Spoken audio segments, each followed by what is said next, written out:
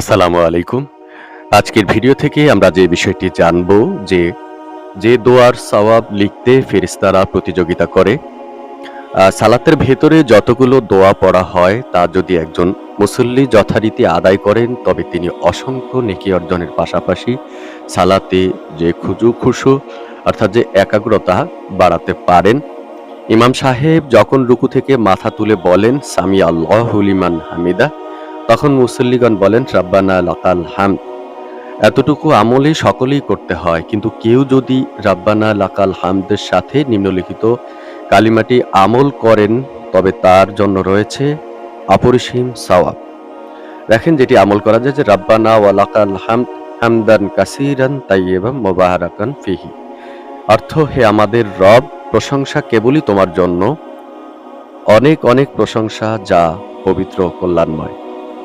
রিফা ইবনে রাফি জুরাকি রাদিয়াল্লাহু তাআলা থেকে বর্ণিত, তিনি বলেন, একবার আমার নবী সাল্লাল্লাহু আলাইহি সাল্লামের পেছনে সালাত আদায় করলাম। তিনি যখন রুকু থেকে মাথা উঠিয়ে বললেন সামি আল্লাহু লিমান হামিদা, তখন পেছন থেকে এক সাহাবী বলতেছেন যে রাব্বানা ওয়া লাকাল হামদ হামদান কাসীরান তাইয়্যিবান মুবারাকান ফিহি। বললেন, সালাত শেষ করে নবী সাল্লাল্লাহু আলাইহি সাল্লাম জিজ্ঞেস করলেন, কে এরূপ বলেছিল? সে সাহাবী বললেন, আমি। তখন তিনি বললেন, আমি দেখলাম ৩০ জনের অধিক ফেরেশতা এর সওয়াব কে পূর্বে লিখবেন তা নিয়ে নিজেদের মধ্যে প্রতিযোগিতা করেছেন।